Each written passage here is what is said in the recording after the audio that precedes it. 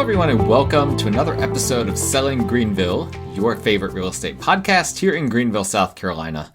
I'm your host, as always, Stan McCune, realtor right here in Greenville, and you can find all of my contact information in the show notes if you need to reach me for any of your real estate needs. And please like, rate, review, subscribe, all of those good things with regard to the show to support the show, to make sure you don't miss future episodes and all of that. Hey, I've been busy. I'm actually recording this on a Sunday. I almost never record episodes on Sundays, but I can look ahead at my week and know it's going to be a crazy week. It just makes sense for me to do a Sunday episode. Of course, I won't be releasing this until Wednesday of this upcoming week, but I have some very, very interesting, perhaps even juicy market stats that we need to go over.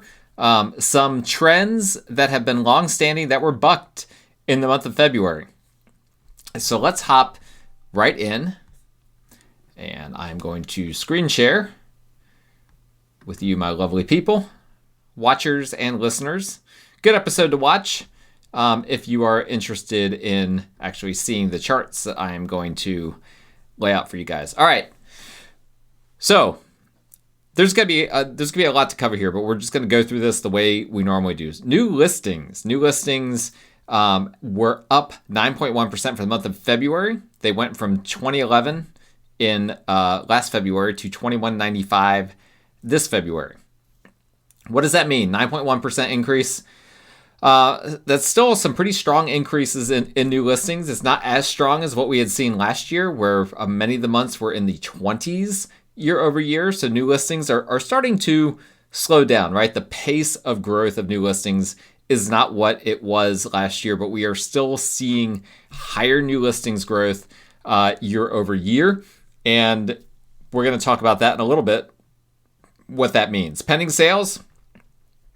After January, pending sales in the month of January were down 2.1% year over year. They bounced back up 2% year over year in February. Now, this is not what I expected, and I'm going to tell you why. Last month when we went over the market stats, when I did that silly episode from inside my truck, if you remember, the month of January was impacted by two winter events. I told you guys this. I told you guys I was not going to overreact to any of the data that we were looking at. If any of it was low, kind of to be expected when you have a month where you basically lose 2 weekends. But I was expecting there to be a decent sized rebound in the month of February to account for those 2 lost weekends. Although I did say, if I remember myself correctly, that there was a possibility that we could just lose those 2 weekends, right? Sometimes that happens. Sometimes when there's a big event like that, big weather events, it doesn't just defer business. Sometimes actual business just gets lost. Well, I would expect the pending sales number to be higher than a 2% year over year increase if we were seeing a rebound of activity. Now, if we did see a rebound of activity in the month of January, and that showed up in the February numbers, but we only had a 2% increase, that could mean that actually February was trending to be a year over year decrease in pending sales as well. So this is in my opinion, a very, very soft number. And we are starting off the year extremely soft with pending sales, which is interesting. And here's the thing, my year has started off pretty strong in comparison to last year, at least. But I am talking to other realtors and finding that it is not that way for them. Now, I made some changes to my business last year. Everything in real estate takes a while for you to really see the impact. So the changes I made last year, I'm finally starting to see that impact my business this year.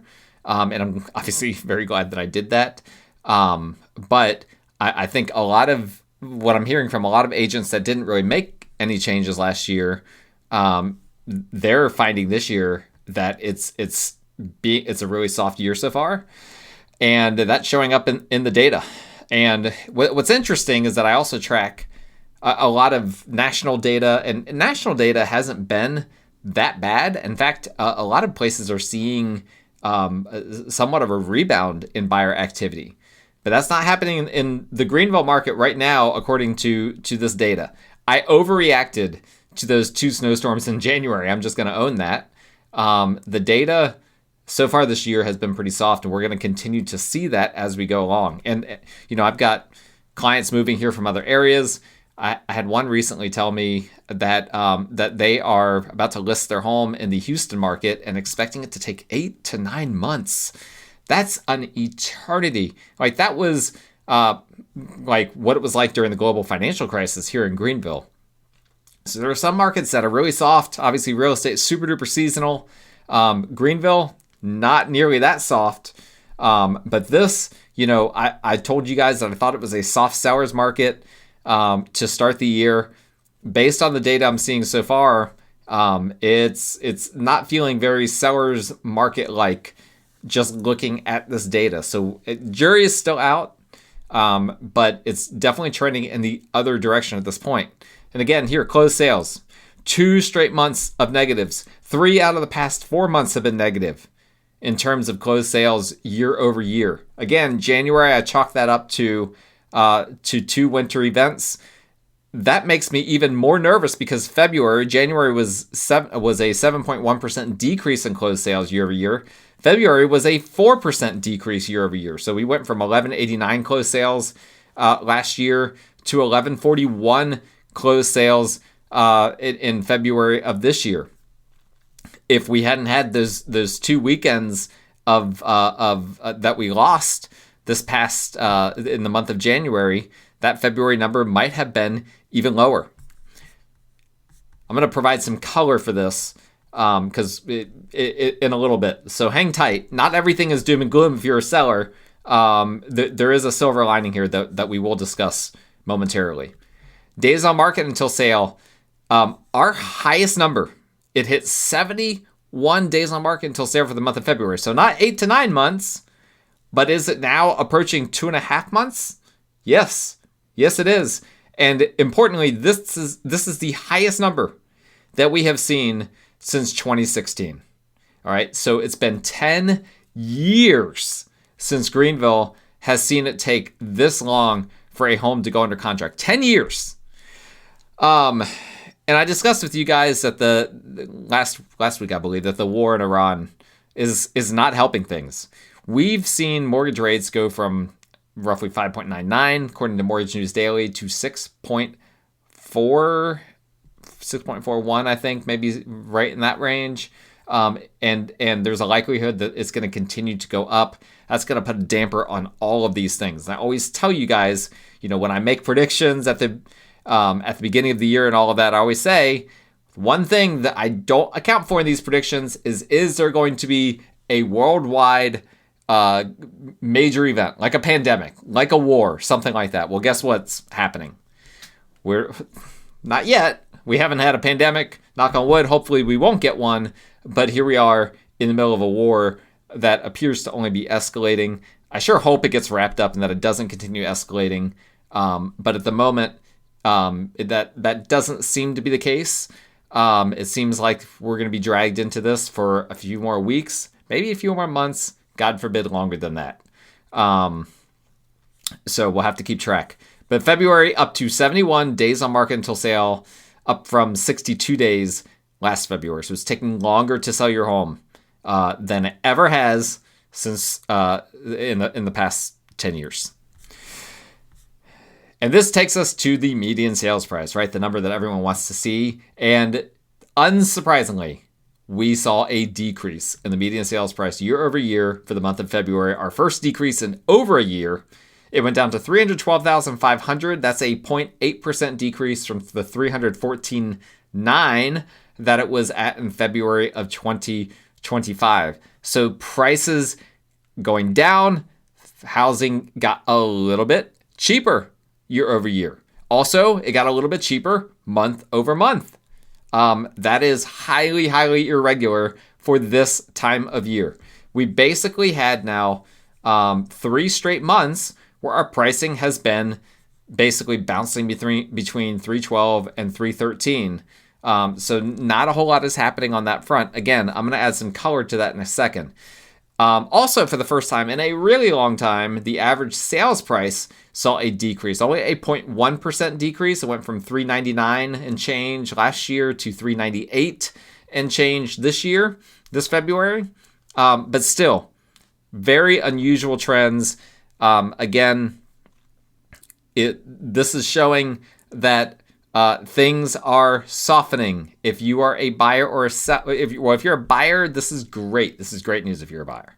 If you're a seller, you're not as bullish on these numbers. Now, the one number that did swing a little bit more towards the seller is the percent of list price received. Sellers are now getting 98% of what they have a home listed for. So if they have it listed for $100,000, they can expect to get $98,000. Now, this does not account for if there are any price decreases or if closing costs are being covered by the seller. It doesn't account for any of that. But it is at 98, which went up a little bit from January, but that's still a little bit of a decrease from February of last year, which was 98.1%. That's pretty negligible, though, right? That there's a lot that can cause a 0.1% decrease. I wouldn't make too much of that, but we're in line with historical norms when it comes to that. So that means that sellers are coming to, and they have been coming to reality on what their homes are worth in this market. Needless to say, the Housing Affordability Index looks really good right now. 103, as we've discussed before, we want it to be over 100 or more. That is what's considered an affordable market. And that 103 print is up from what it was 100 in February. So, I don't want this to sound like all doom and gloom, right? Because wherever the market shifts, it's hurting some people and helping others. Now, when a market is really bad, right? When the real estate market is really bad, that's typically because the economy is really bad. And when that happens, then that just means that everything is bad, right? It's more than just, and sorry, I need to double check, make sure that everything with Zoom is going okay here. I record all these videos on Zoom. The reality is that when it shifts towards a buyer, as long as the economy is not in the toilet, that's good for buyers. If it shifts too far and becomes such a buyer's market that the economy is in the toilet, then nobody can buy houses. That's bad for everyone. And so there's a fine little line there. There's a fine balance between a healthy buyer's market and an unhealthy one. There's a lot, and quite frankly, the same thing for the seller's market, right? We had a seller's market during the COVID period of time. Was that a healthy seller's market? No, that was as one person, as Logan Motoshami with Housing Wire called it, a savagely unhealthy housing market. We don't want those big pendulum swings in either direction. We like things to kind of stay in the center, right? If it's a soft seller's market, that's fine. If it's a soft buyer's market, that's fine. We don't want those extremes. Nobody wants that. All right. Inventory of homes for sale. 28.2% increase year over year for the month of February. It's up to 5,444 homes for sale, up from 4,247 last year. That's obviously a huge increase, 28.2%. It's right in line with more or less what we've been seeing the past year. And our inventory is hovering at 2012 levels right now, which is great. I mean, 2012 was basically from the standpoint of the housing market, the end of the global financial crisis. That was when we started to really see the recovery. And so that's a big number. Now, demand is higher here in Greenville than it was in 2012. And for that reason, the month's supply is nothing close to what it was in 2012 when it was hovering around 10 months of supply. But it is creeping up a little bit. It's at 3.7 months of supply, up from 3.0, 3 months of supply in February of last year. That's a 23.3% increase. We've been running 20+% increases year over year since July of last year. But 3.7 is still historically low. Now, I've said over and over and over again, if we hit 4 to 4.5, somewhere in there, it would really, really feel like a buyer's market. I'm leaning more towards it being around that 4 number. And so if we start creeping up, if we hit 4s, in the spring, summer season, and that continues to go up into the fall season like it normally does, we could really feel like we're in a buyer's market at that point. Now, what's the color that I want to add to you guys? I introduced to you guys InfoSparks software a few months ago. This is a new thing that, well, new as of last year, that the Greater Greenville Association of Realtors, in conjunction with Showing Time, is providing really great data. The data varies slightly from the data that we just looked at, because there's a lot of different ways to aggregate the data, and there's some data lags, some, whatever. You guys know, data isn't exactly data, right? We think about it as like it is a hard and fast, always the same, never changing. That's not exactly true, because the means of pulling that data and all of that varies from one source to the next. But what I want to show you guys is the divergence between new construction and existing homes. And we're going to start with the median sales price. And here is where things are interesting. The reason why the median sales price went down year over year is because of new construction. New construction went down 2.8% according to InfoSparks year over year. Previously owned homes, right? So if you're a homeowner selling your home, that is a previously owned home, actually saw a price increase of 4.8% year over year. It went up to $330,000. That's up from February of 25. It was basically $315,000. And so the reason why the price came down was because new construction came down. Now you'll see that in all construction types, it says that there wasn't a change at all. Again, year over year, there's going to be a little bit of a conflict in the data. I have always used those monthly indicators that we just looked at, and I'm going to continue to use that. And I'm just going to supplement info with InfoSparks to provide the color. So I'm not going off of this number. I'm going off the other number that we did see a 0.8% decrease in the median sales price. But I do think that the color that this provides is that decrease was the result of new construction coming down. And you can see new construction, the cost of new construction they've attempted, I'm going to pull this out to 5 years.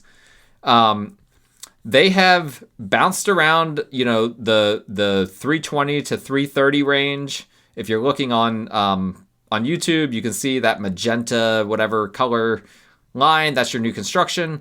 It was bouncing around in the 320 to 330 range until basically May of 2024. And since then, it's really struggled to get over 320. It's jumped over 320 a few times, but the past several months, it's been bouncing around in the low 300s. That's what's dragging things down.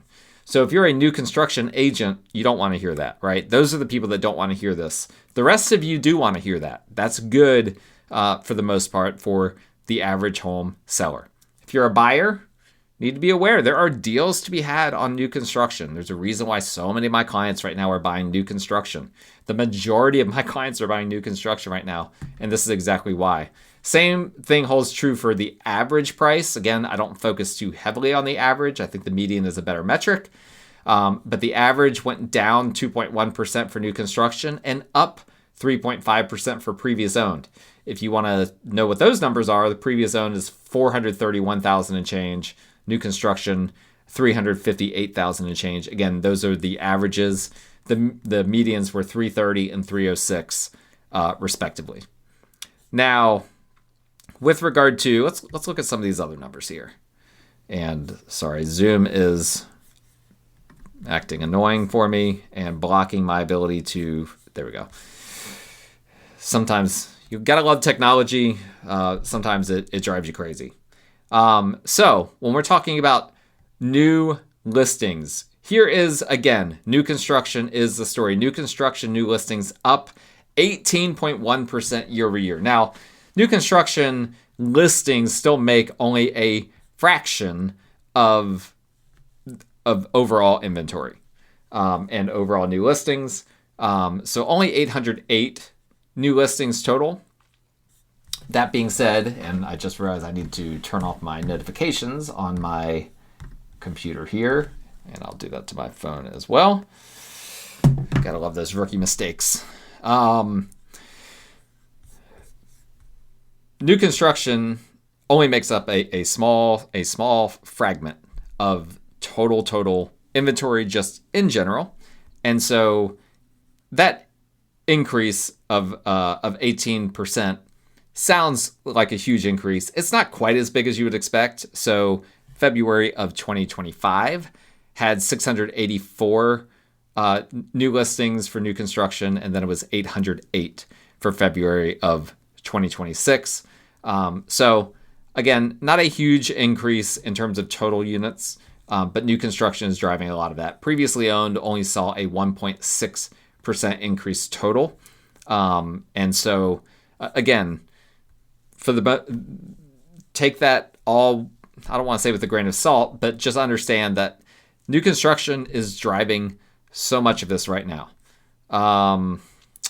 Let's see here. Average days to close. Not a whole lot interesting there. Inventory. Oh, and I was going to say before with regard to new listings is that, of course, new construction, a lot of new construction is not listed in the multiple listing service.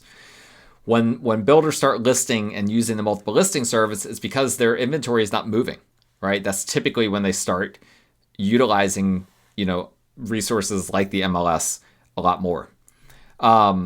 So we have, with regard to homes for sale, again, new construction, inventory was up 30.9%, previously owned inventory up 32.5%, so pretty close there. With regard to pending sales, those were down in both categories. So previously owned homes were down 5.4% for the month, and new construction was down 3.5%. Closed sales, previously owned, was down 14.1%, and new construction is actually up 1.4%. So in terms of closings, actually, new construction actually saved it from being an even worse number than it would have been. Month supply of inventory, again, new construction is pulling that number higher. It's making month supply seem higher than it really is. New construction is at 4.2 months. Previously owned is only at 3.5 months. And this is why I keep saying that the number, that the months of inventory, I think around 4 is, between 4 and 4.5 is the number at which it's going to really start to feel like a buyer's market, because new construction is playing such a huge role in all of this, and there's a lot more new construction supply than we normally would have seen. Last thing that I'll show you, simply because I've got to move this out of the way. Last thing I'll show you, simply because this is not something that we get to see in the monthly indicators that GGR provides for us, but how many showings it takes until a home goes pending, right? Until a home goes under contract. For new construction, 4 showings. For existing homes, 8 showings. Okay, so that's your median. Your average is 10.9 showings for previously owned and 7.1 for new construction. Now, the median, those were flat year over year. The average, the previously owned, actually came down. So in February of 2025, it took 11.9 showings on average to pend. And in February of this year, 10.9. So it went down an entire showing, which is interesting. New construction, however, increased 7.6%.